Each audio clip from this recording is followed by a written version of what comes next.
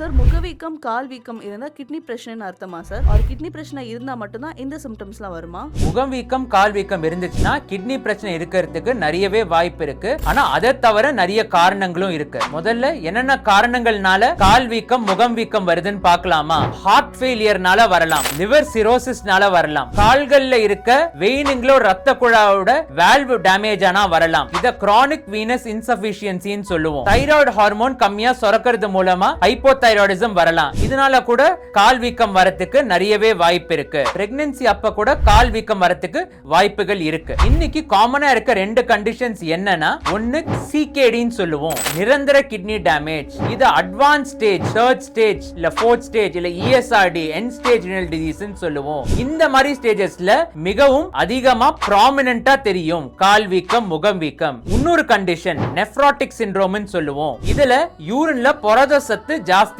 போகும். இதனால albumin loss இருக்கும். இதனால ரத்த குழாயில இருக்க ஃப்ளூயிட் கண்டென்ட் டிஷ்யூக்கு சேஞ்ச் ஆகும். இதனால கால் வீக்கம் வரத்துக்கு நிறையவே வாய்ப்புகள் இருக்கு. கிட்னி பிரச்சனைனால சில அசோசியேட்டட் சிம்டம்ஸ் ரொம்ப காமனா வரும். ஒன்னு யூரின் நுரைச்சி போறது, ரெண்டு யூரின் கம்மியாவோ போகாம இருக்கிறது, மூணு ஒமட்டல் இருக்கிறது, நாலு ரொம்பவே டயர்டா இருக்கிறது, அஞ்சு பசியின்மை. இதுல இருந்து நம்மளுக்கு என்ன தெரியுதுன்னா, நான் சொன்ன சிம்டம்ஸோட உங்களுக்கு முகவீக்கம் கால் வீக்கம் இருந்துச்சுன்னா கிட்னி ப்ராப்ளம் இருக்கிறதுக்கு சான்சஸ் ரொம்பவே ஹையா இருக்கு. உடனே உங்க நெஃப்ராலஜிஸ்ட போய் பாருங்க.